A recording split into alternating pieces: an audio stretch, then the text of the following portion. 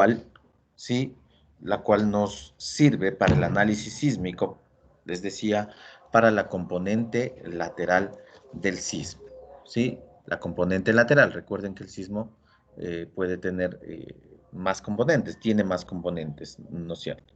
Y también vimos la matriz de rigidez, yo le diría matriz de rigidez vertical, sí, considerando un modelo para la componente vertical del sismo, que puede afectar, sí, edificios con características especiales. Les decíamos el caso de edificios con volados.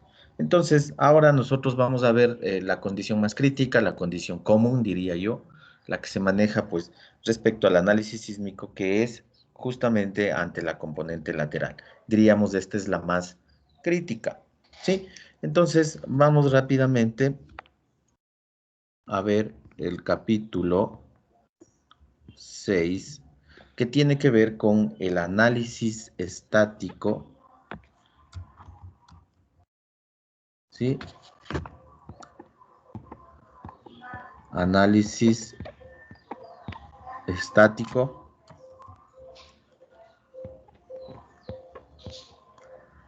de edificios, estructuras de edificación, ¿sí?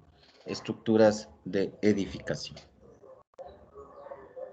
Entonces, nosotros vamos a hacer ya un análisis estático, es decir, vamos a, a resolver un edificio, ¿sí? Vamos a resolver un edificio. Si bien es cierto, vamos a realizar uno de los procedimientos más sencillos, ¿sí? Pero también es un procedimiento con completa vigencia, ¿no es cierto? Vamos a ir desarrollando justamente este método y ustedes van a darse cuenta que en realidad es lo que se utiliza actualmente, pero claro, hay que conocer pues ciertos parámetros y sobre todo cómo es que esto eh, va apareciendo, ¿sí? Justamente tomando en cuenta esta condición que para el caso de nuestro país es la condición más crítica, ¿sí? Es la condición más crítica. Entonces, vamos a ver eso, por favor. Primero, tenemos que ver lo que tiene que ver con el denominado peligro sísmico, ¿sí? No voy a escribir mucho, disculpen, pero me van siguiendo, por favor. Peligro sísmico, ¿sí? Entonces, antes de enfrentarnos al análisis de una estructura, al análisis sísmico, ¿sí? Ojo, análisis, yo puse el título análisis estático de edificaciones, pero claro, sería análisis sísmico estático de edificaciones, ¿sí? Para no perder de vista la palabra sismo, ¿no es cierto? ¿Sí? Entonces, primero vamos a ver el peligro sísmico. Entonces, les decía, pues resulta importantísimo, ¿sí? Si vamos nosotros a hacer un análisis sísmico, hemos hablado ya un poco respecto al movimiento del suelo, al fenómeno sísmico, pues hay que conocerle, ¿no es cierto? Hay que saber y sobre todo, ¿sí? Debemos nosotros entender cómo es el procedimiento para que esta acción sísmica, este movimiento sísmico, ingrese en nuestras estructuras. Sí, porque una cosa es que ocurre el movimiento sísmico, listo, ocurre en tal sitio, sí, decimos y escuchamos magnitud, a veces se escucha los daños, a veces se escucha, bueno, siempre si es que está cerca una población, pues la información viene de la población, a ver qué sucedió, ¿no es cierto? Pero ahora, ¿cómo utilizamos, sí, cómo utilizamos este movimiento sísmico ya para el caso del uso en el cálculo de edificaciones, es decir, ya en el uso desde el punto de vista ingenieril, ¿sí? Ya en el uso desde el punto de vista ingenieril. Entonces, para eso tenemos que remitirnos a lo que es el peligro sísmico, así es como se llama. Cuando nosotros escuchemos de peligro sísmico, se está refiriendo al movimiento sísmico. ¿Pero qué movimiento sísmico? El movimiento sísmico, obviamente, desde el punto de vista ingenieril, ¿no es cierto? El que nosotros necesitamos. Que obviamente parte de la idea de la definición del movimiento cuando nos dicen que ocurrió un movimiento sísmico con magnitud tal, en realidad sería el inicio, ¿no es cierto? A partir de ahí necesitamos trabajar justamente con esa información para generar el movimiento que nosotros necesitamos en nuestras estructuras. Entonces, dicho eso, nosotros debemos conocer ya por cultura general, ustedes que están estudiando ingeniería civil, que por la posición geográfica de nuestro país, ¿sí? Por la posición geográfica de nuestro país en el planeta, ¿sí? La condición más crítica para el análisis y diseño de estructuras, hablando, bueno, yo diría estructuras de edificación y otro tipo de estructuras también, ¿sí? Es la condición sísmica, ¿no es cierto? Es la condición sísmica. Entonces, nosotros debemos, ¿sí? Revisar la historia, diría yo, ¿sí? La poca información que a veces se maneja, simplemente revisar a través de los años, pues en realidad cómo nuestro país ha sido afectados por movimientos sísmicos de diferentes intensidades y de diferentes características, ¿sí? Movimientos sísmicos de diferentes intensidades y diferentes características. Entonces, les decía, pues nosotros tenemos una larga historia de ocurrencia de eventos sísmicos. Entonces, ahí es cuando analizamos nosotros la posición geográfica de nuestro país. Nosotros estamos situados en una zona, ¿sí?, de alta peligrosidad sísmica. Pero ¿por qué se da esto de la alta peligrosidad sísmica? ¿Será que simplemente, no sé, como una especie de lotería tal vez, en esa zona hay sismos y se acabó, ¿no? Sí.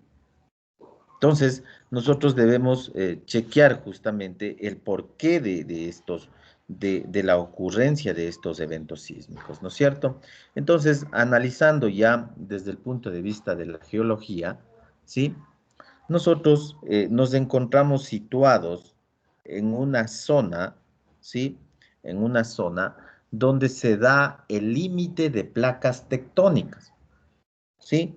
El límite de placas tectónicas. No quisiera yo mucho ahondar en esto porque en realidad esto es muy amplio, ¿sí? Y más bien nosotros vamos a ir un poco más rápido para lograr el análisis estático. Entonces, yo voy a ir hablando, si ustedes tienen alguna consulta, no importa, me interrumpen nomás, ¿sí? Entonces, les decía que el por qué geográficamente nosotros tenemos la alta ocurrencia de eventos sísmicos. Pues la principal razón, porque nosotros estamos situados en una zona donde existe el límite de placas tectónicas. Entonces, nosotros tenemos justamente, ¿sí?, la convergencia de la placa tectónica de Nazca y la placa sudamericana, ¿sí? Entonces, tenemos ahí ese límite de placas, ¿sí? Cuando se revisa la teoría de la formación del planeta, nosotros hablamos, formación del planeta, formación de los continentes, nosotros hablamos de que las placas tectónicas son segmentos de corteza terrestre que siempre están en movimiento, ¿sí? De hecho, se habla que siempre están a la deriva, se dice. ¿Sí? Entonces, miren, si nosotros tenemos aquí justamente la convergencia de dos placas tectónicas y estas siempre están en movimiento, lo que ocurre aquí, pues evidentemente es que aquí se da una interacción entre estas dos placas, ¿sí? Una interacción. Justamente este límite de placas nosotros lo tenemos en la costa de nuestro país, en la costa del Pacífico de nuestro país, frente a las costas, ¿no es cierto? Ahí está ese límite. Entonces, como aquí existe una interacción, pues se producen choques, ¿sí? Que justamente son los causantes de muchos factores, diría yo, de muchos accidentes geográficos que ocurren aquí ya en el interior del continente, ¿sí? Y también, pues, a partir de esto, de este fenómeno, pues, se da eh, la formación de montañas, la formación de, de plegamientos, la formación, miren aquí es algo importante, la formación de fallas geológicas, ¿sí? Es decir, por la iteración de las dos placas tectónicas, la placa de Nazca y la placa sudamericana, la placa de Nazca donde está el océano, ¿no es cierto? La placa sudamericana donde está el continente, ¿sí? Esta interacción ha dado origen a un sinnúmero de fenómenos, ¿no es cierto? Un sinnúmero de accidentes geográficos, ¿sí? Y también, pues, como les digo, ¿sí? Los movimientos sísmicos, ¿sí?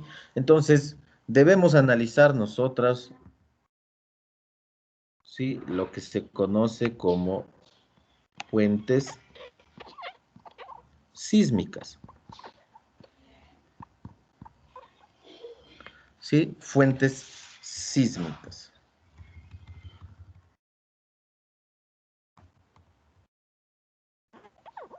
No, no puedo escribir. Fuentes sísmicas. Sí, disculparán con la letra que estoy con un problemita aquí con la pantalla, pero creo que sí nos podemos entender. Sí, fuentes sísmicas, ¿no es cierto? Entonces, les decía, sí, por consecuencia de la iteración de las placas tectónicas, primero nosotros tenemos la subducción,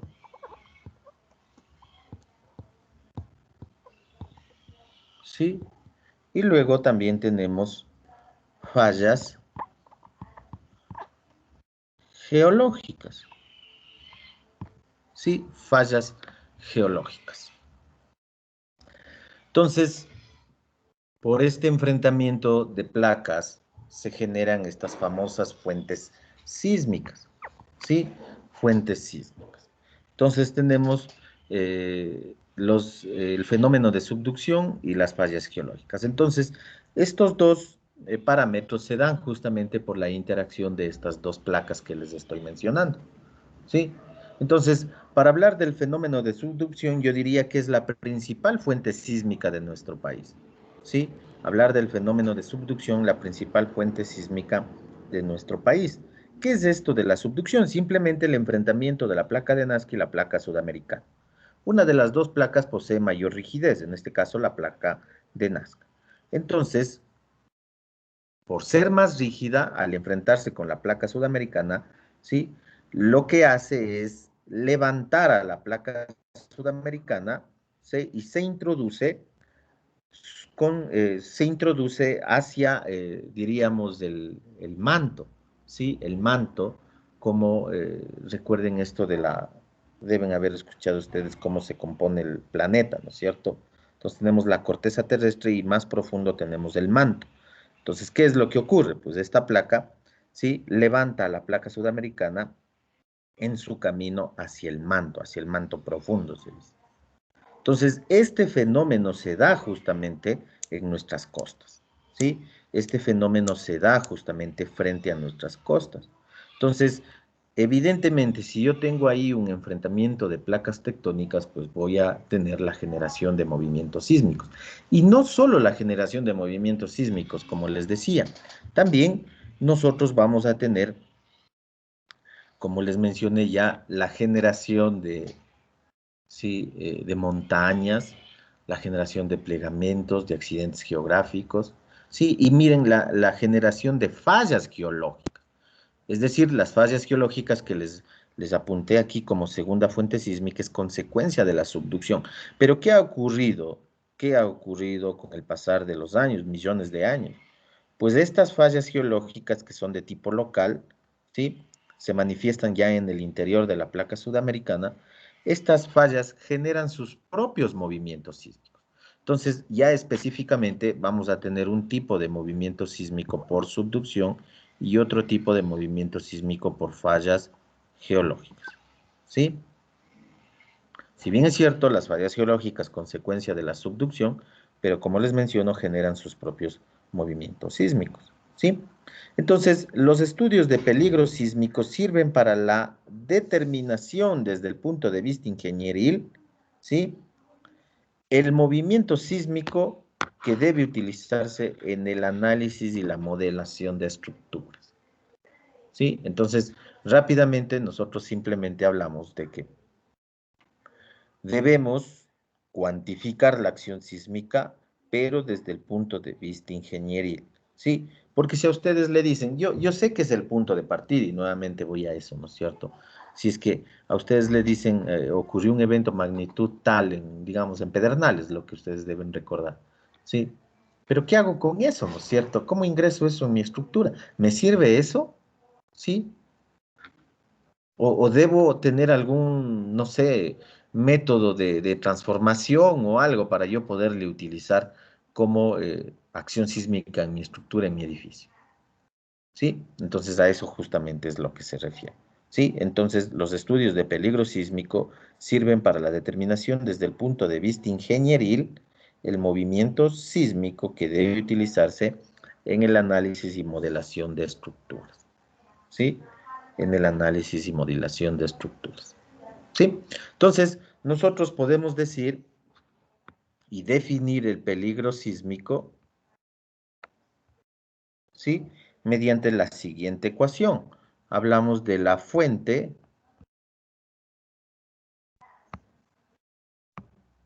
más la trayectoria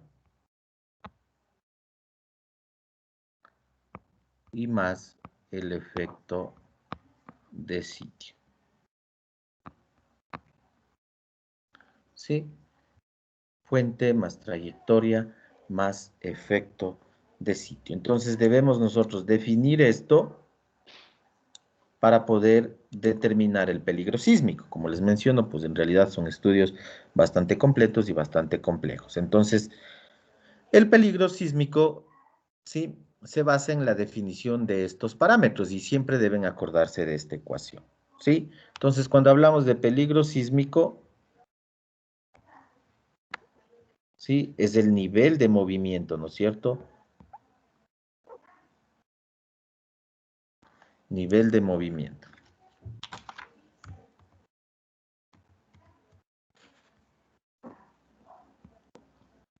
¿sí? Ahora, debemos definir cada uno de estos parámetros, ¿no es cierto? Entonces, la fuente, lo que les estoy mencionando en este momento, ¿sí? Identificar las fuentes. Ahora, debemos también conocer el hecho de que el peligro sísmico se establece, ¿sí? Para un sitio determinado, para un emplazamiento, se dice, un lugar determinado, ¿sí? Entonces, miren, si yo voy a determinar el peligro sísmico, digamos como ejemplo para la ciudad de Quito, ¿sí? Yo debo conocer de forma clara, cuáles son las fuentes sísmicas que afectan a esta ciudad, ¿sí? ¿Cuáles son las fuentes sísmicas que afectan a esta ciudad? Si nosotros decimos que tenemos el fenómeno de subducción, ¿sí? En, en la costa, ¿será que esta fuente sísmica o los eventos sísmicos que se generan en la costa, ¿sí? Afectan acá y ya a las estructuras en la ciudad de Quito? ¿Sí? Miren, todo eso hay que determinar, ¿no es cierto? Ahora, ustedes recordarán, sí, muchos deben recordar el sismo de Pedernales del 2016. Miren, fue un evento sumamente fuerte que ocurrió en la costa, frente a la ciudad de Pedernales, digámoslo así, sí, por el fenómeno de subducción, o sea, la fuente sísmica, fenómeno de subducción, causó grandes destrozos en la costa, ¿no es cierto? Sobre todo en las costas de Manabí. Pero ¿qué ocurrió ya acá en Quito? ¿Será que esa fuente sísmica nos afectó? Sí, entonces miren, hay que determinar cuáles son las fuentes sísmicas que afectan a un sitio, a una localidad en particular. ¿Sí? Como primera parte, ¿no es cierto? Entonces ahora nosotros decimos, si hablamos de nuestro país, nosotros tenemos dos fuentes sísmicas. ¿Sí? Recordarán esto. Por subducción y por fallas geológicas locales o fallas geológicas al interior del continente. ¿Sí? Ahora, ya definimos las fuentes sísmicas, pero adicional a eso, nosotros debemos definir qué tipo de eventos sísmicos genera esa fuente, ¿no es cierto? ¿Qué tipo? ¿Serán los mismos? ¿Sí? Digamos que definimos para Quito la fuente sísmica, subducción y fallas geológicas locales. ¿Cada una de estas fuentes sísmicas generará el mismo tipo de sismo? ¿Sí? ¿Y cómo me preparo yo? ¿Cómo preparo las estructuras para enfrentar estos movimientos sísmicos? ¿Sí? Entonces, eso hay que determinar, hablando de la fuente. Ahora, le complicamos un poco más, ¿sí? También hay que determinar con qué frecuencia o cada qué tiempo, ¿sí? Estas fuentes sísmicas generan movimientos, ¿sí? Se generarán movimientos cada 5 años, cada 10 años, cada 20 años. Obviamente, hablando de movimientos que sean importantes, que se deba tomar en cuenta, ¿no es cierto? Entonces, esto se conoce como la determinación del potencial sísmico de la fuente, ¿sí? Potencial sísmico de la fuente. Potencial sísmico de la fuente. Entonces, todos esos estudios hay que realizarlos y tener una idea clara de qué ocurre con esa fuente. ¿Sí? Ahora miren, vamos al siguiente parámetro, hablar de la trayectoria, ¿no es cierto? Sí, trayectoria. Entonces, ¿qué quiere decir esto de la trayectoria? Miren, como hemos hablado, sí, las fuentes sísmicas están situadas en ciertos lugares en específico. Hablamos de subducción en la costa, ¿no es cierto? Frente a la costa, ¿sí? Hablamos de fallas geológicas locales. Habrá que determinar en qué ciudades, en qué zonas ya al interior de nuestro país existen sistemas de fallas que generen eventos sísmicos, ¿no es cierto? Ahora miren, si yo estoy analizando, digamos esto, en una ciudad en particular, digamos en la ciudad de El Tena, en el oriente, ¿sí? Entonces miren, sabemos que en nuestro país tenemos dos fuentes sísmicas, ¿sí? Si ocurre un evento sísmico por subducción, ¿será que ese evento sísmico le afecta a las estructuras en la ciudad del Tena? ¿Sí? Miren, la primera interrogante, ¿no es cierto? Ahora, nuevamente decimos que para la ciudad de Quito tenemos nosotros un sistema de fallas, ¿no es cierto? Fallas geológicas que generan sus propios movimientos sísmicos. Ahora, ¿será que la ocurrencia de estos eventos en la ciudad de Quito afectan a las estructuras en la ciudad del Tena? ¿Sí?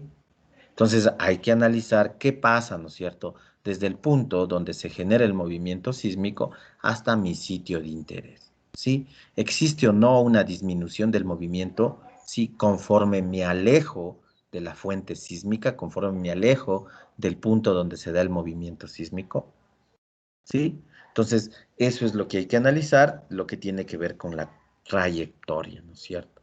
Entonces, ahí hablamos, ¿sí? Ahí hablamos de la atenuación del movimiento.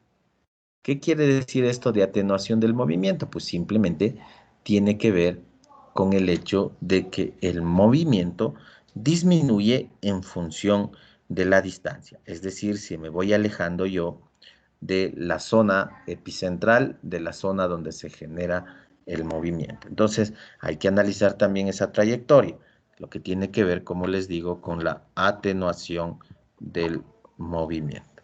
¿Sí? Atenuación del movimiento. Y finalmente, sí, finalmente llegamos acá, sí, al efecto de sitio. Miren, ya se ha determinado la fuente, se ha analizado la trayectoria, sabemos que tenemos fuentes sísmicas que pueden afectar de tal o cual forma. Ahora, ¿qué ocurre, digamos, si ocurre, digamos, si se presenta un sismo en la costa por subducción, en Pedernales, puede ser en Mante, cualquier sitio? ¿Sí? Yo voy a analizar o voy a realizar la planificación, la construcción de una estructura de edificación en Quito, ¿sí? Entonces, sabemos que el movimiento se va a atenuar, ¿no es cierto? Sabemos que el movimiento va a disminuir, ¿sí? Eso ya lo hemos estudiado, eso se puede determinar. Ahora, ¿qué ocurre cuando el movimiento sísmico sea atenuado, sea disminuido o en el estado que sea, llega al sitio donde yo voy a construir el edificio? ¿Será que ese movimiento sufre alguna alteración, sufre alguna disminución, sufre alguna amplificación? ¿Sí? Por encontrarse un distinto tipo de suelo o un suelo de distinta calidad bajo el sitio donde yo voy a construir mi edificio. ¿Sí? Eso también hay que analizar, ¿no es cierto? Miren, puede ser que yo voy a proyectar mi edificio en un suelo de pésima calidad, ¿sí? Si bien es cierto, el movimiento ya llegó atenuado porque estoy alejado de la fuente sísmica, pero en el momento en que las ondas sísmicas atraviesan ese suelo de baja calidad, ¿qué ocurre? ¿Sí? Puede darse una amplificación del movimiento o el movimiento se mantiene tal y cual como llegó. Entonces también hay que analizar eso, ¿no es cierto? Eso es lo que se conoce como el efecto de sitio, ¿sí? El efecto del sitio. Entonces, hay que analizar la variación del movimiento, ¿sí? Por las condiciones geológicas del suelo, ¿sí? Por las condiciones geológicas del suelo.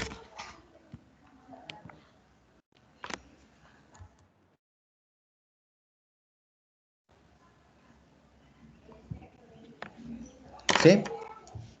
Entonces, una vez que nosotros resolvemos esta ecuación, vamos a tener el nivel de movimiento que nosotros necesitamos justamente para el análisis de estructuras. ¿Sí? Justamente para el análisis de estructuras. No sé si tienen alguna pregunta.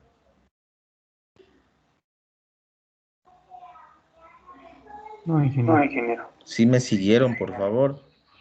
Es importantísimo entender esto. Si bien es cierto, estamos trabajando una idea inicial, porque luego esto de peligro sísmico, pues se la analiza un poco más a detalle ya en diseño sismo resistente, pero si nosotros vamos a hacer análisis sísmico, debemos conocer, aunque sea de forma general. ¿Sí? Esa es la idea. ¿Estamos? Sí, Sí, ingeniero. ingeniero. Bien, avancemos un poco más. Vamos ahora a sería 2, ¿sí? Hablar de las estructuras de edificación.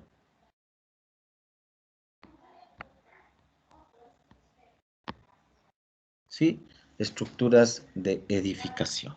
¿Sí? Entonces, nosotros nos vamos a remitir a hacer el análisis sísmico a estructuras de edificación, pero no quiere decir que sean las únicas estructuras afectadas por este fenómeno.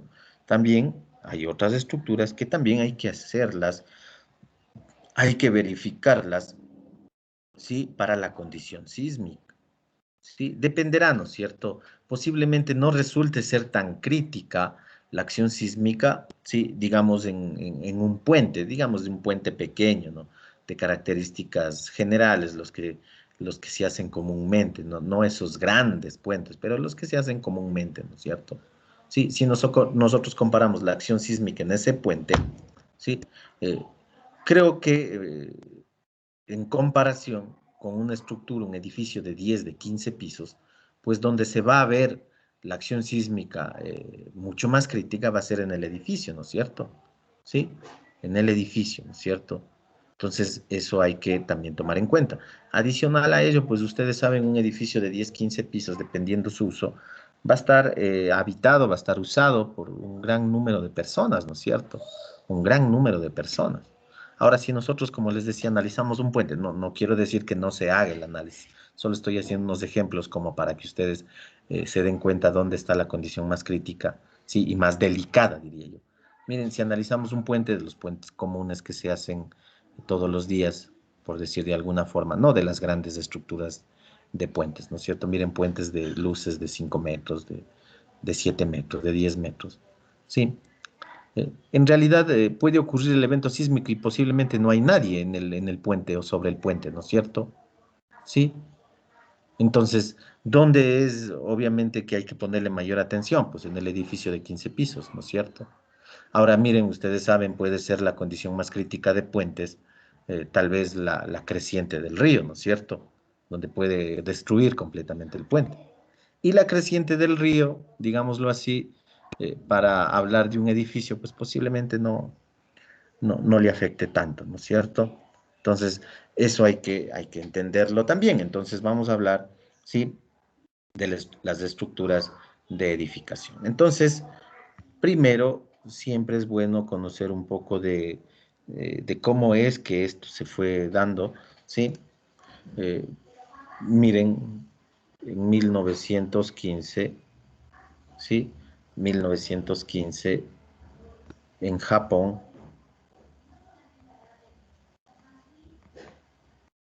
¿sí?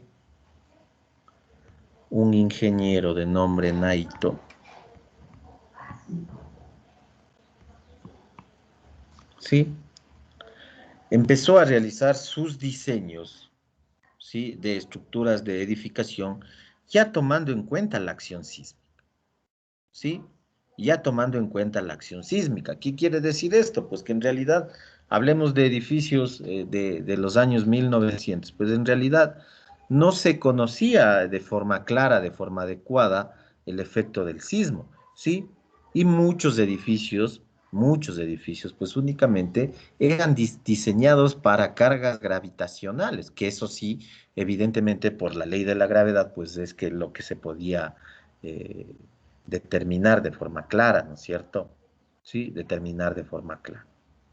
Pero este ingeniero Naito en Japón, sí, se dio cuenta de que en realidad el estado de cargas de una estructura, de una edificación, no era solo cargas gravitacionales, sino también se debería determinar o establecer un estado de carga adicional que en este caso represente la acción sísmica, ¿sí? Entonces, ¿cómo hacía Naito? Pues en 1915, miren, ¿sí?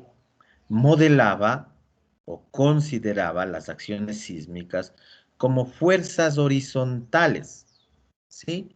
Como fuerzas horizontales, aplicadas a nivel de piso, ¿sí? Y la magnitud de estas fuerzas horizontales eran un porcentaje del peso de la estructura, ¿sí? Un porcentaje del peso de la estructura. Entonces, ya tenía una forma de modelar, ¿no es cierto? Miren qué interesante que resulta esto. Ya tenía una forma de modelar, ¿sí?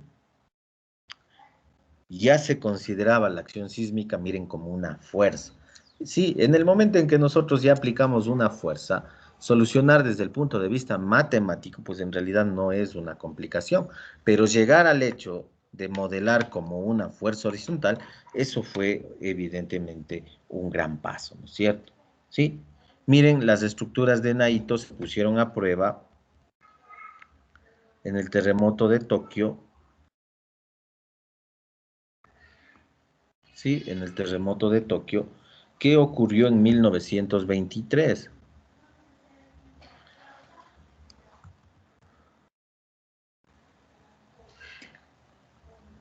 Sí, miren, estas estructuras tuvieron un buen comportamiento. Cuando hablamos de un buen comportamiento, quiere decir que no se dañaron tanto, ¿sí?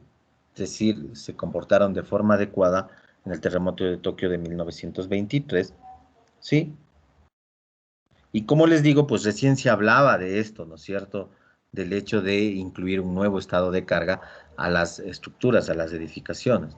Y habían muchas estructuras que no habían tomado en cuenta, obviamente, no habían tomado en cuenta la acción sísmica, sino como siempre se hacía, únicamente a cargas gravitacionales.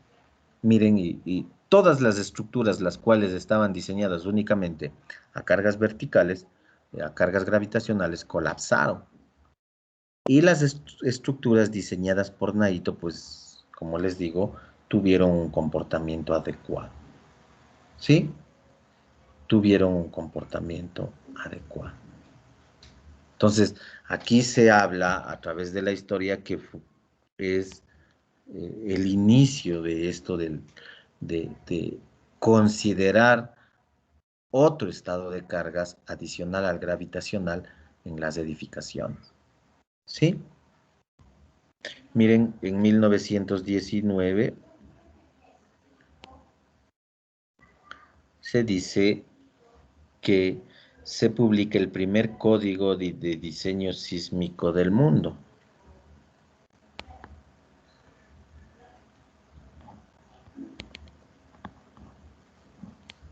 ¿Sí?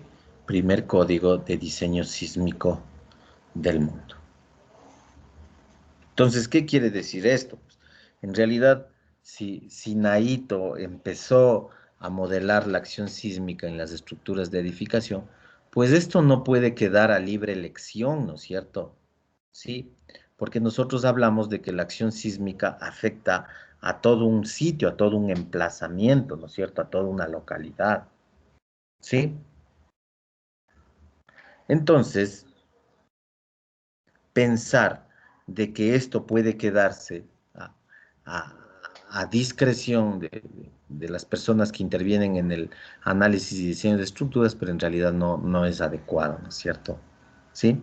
Si nosotros hablamos de que la acción sísmica afecta a todo un país, incluso a toda una región, pues esto tiene que ser obligatorio para todas las estructuras que se vayan a edificar, a construir en esta zona, ¿no es cierto?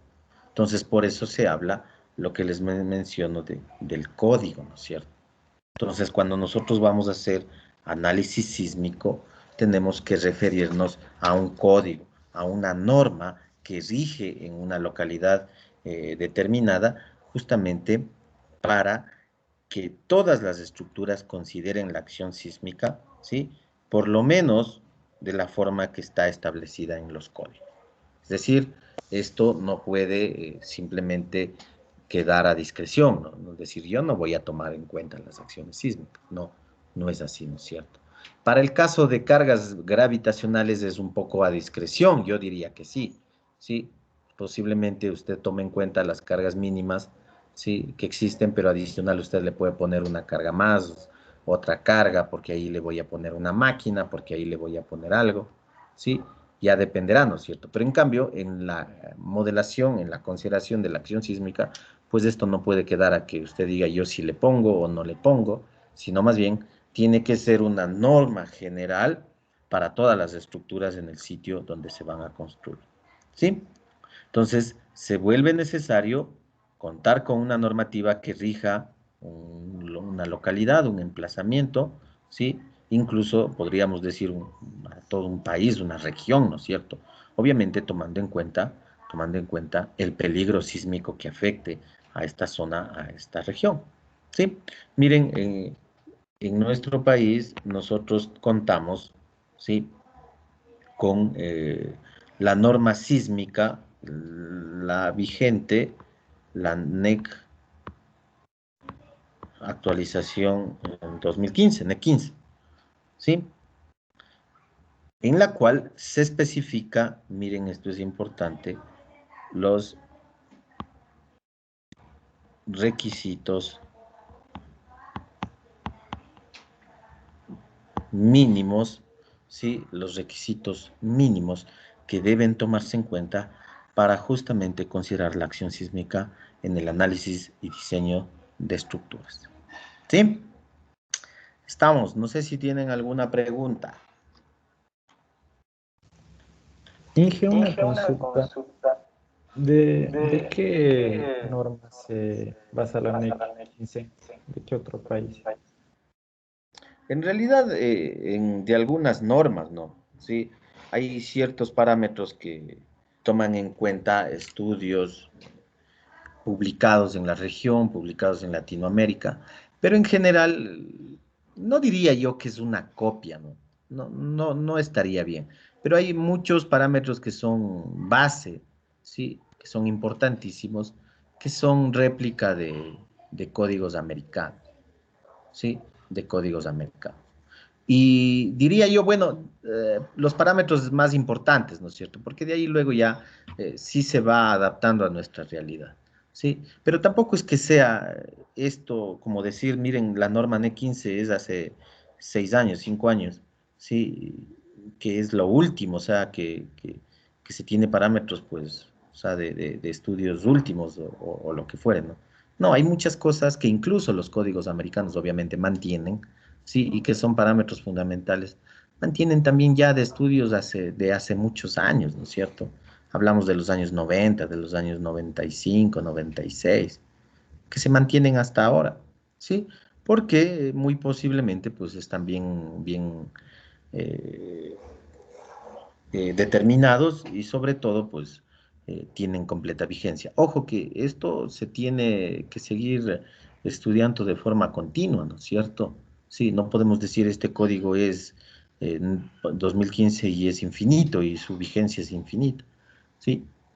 Ya vamos a ir viendo eso un poco más adelante, pues en realidad esto se tiene que ir actualizando de forma constante, ¿no es cierto? ¿Sí? ¿Y cuándo es que se va actualizando? ¿Cuándo se dan las actualizaciones? ¿Sí? Cuando ocurren eventos sísmicos y por ahí existe algún tipo de parámetro que no fue tomado en cuenta en el código, entonces inmediatamente hay que actualizar. ¿Sí? Estamos. No sé si tienen alguna otra pregunta.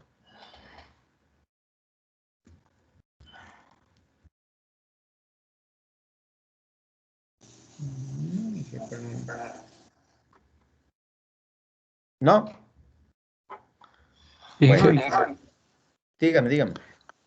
Yo había leído una vez acerca de la primera construcción de un edificio antisísmico y el edificio colapsó en el primer sismo que había propuesto. Entonces, después de ese diseño vino el diseño sismo resistente y yo quería saber si cuál sería la diferencia entre ambos diseños antisísmico y sismo resistente.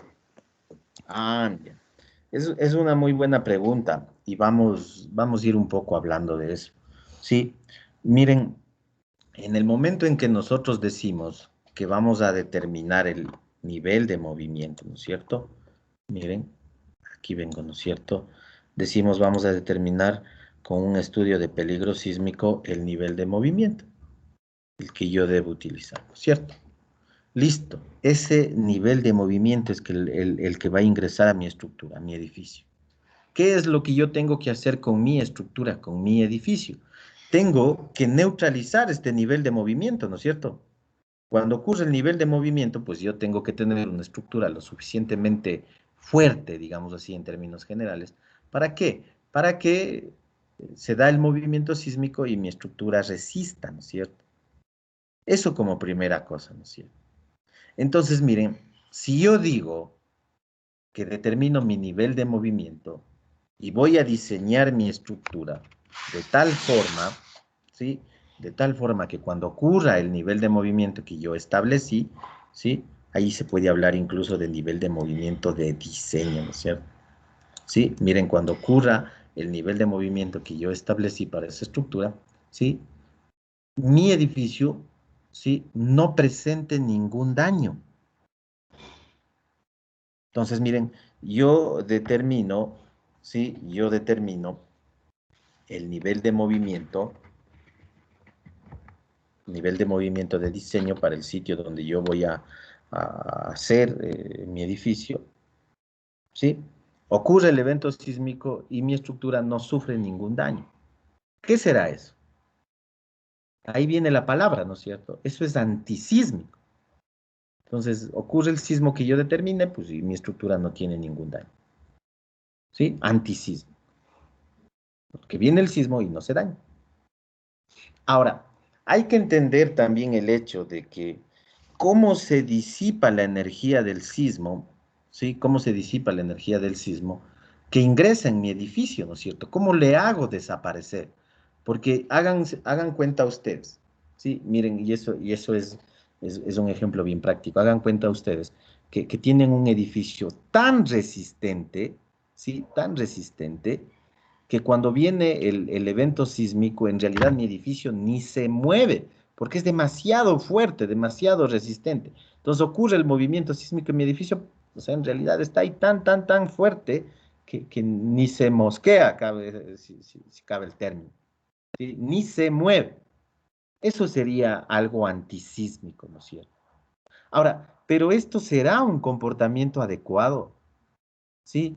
¿Será que así se disipa la energía del sismo? Ojo, porque el sismo necesita disiparse, pues, ¿no es cierto? Y si encuentra una estructura, tiene que de alguna forma desaparecer. ¿Qué dicen ustedes? ¿Sí? ¿Y qué pasa si el sismo toca esa estructura con demasiada resistencia?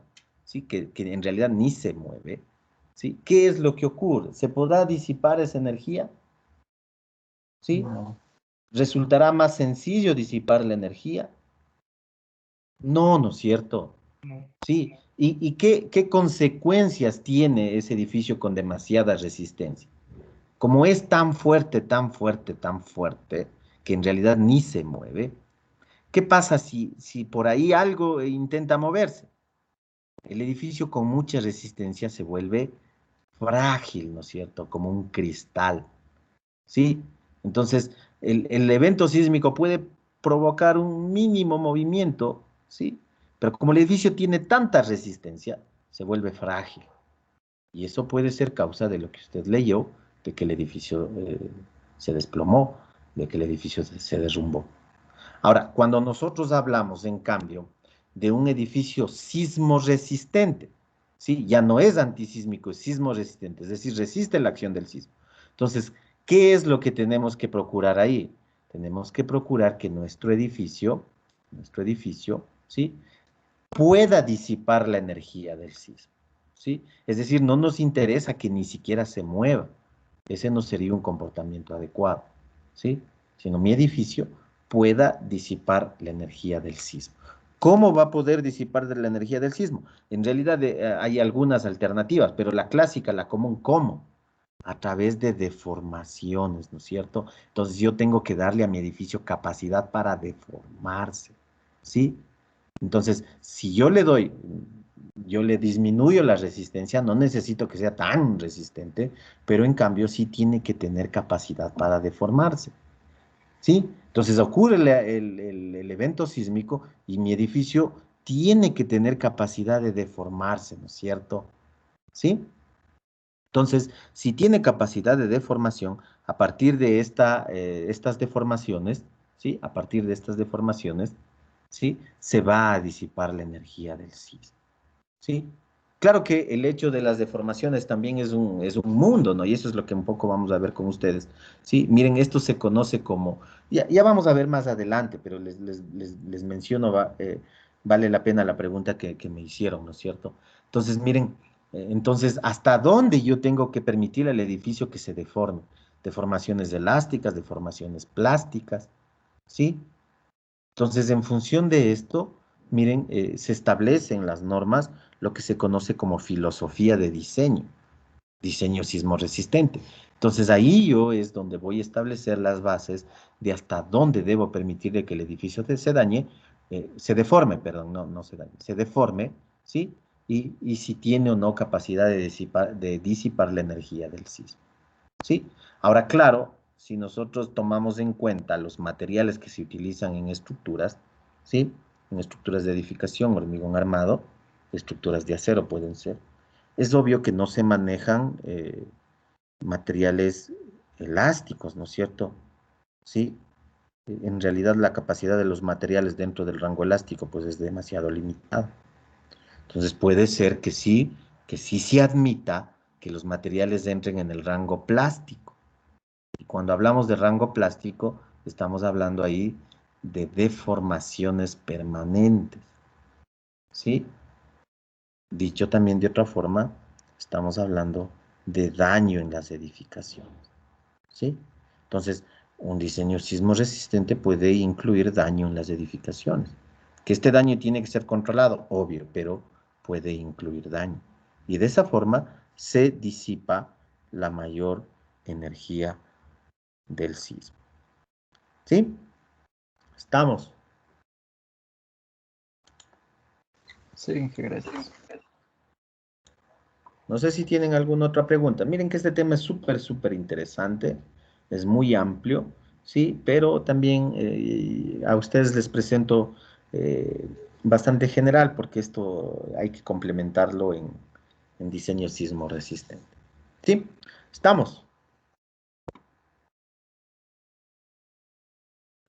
Sí, Bueno, Inge. Sí, Inge. jóvenes, entonces ahí hagamos una pausa y regresamos en 10 minutos a la segunda parte. ¿Estamos? Listo, Inge. Listo, Inge. Ok.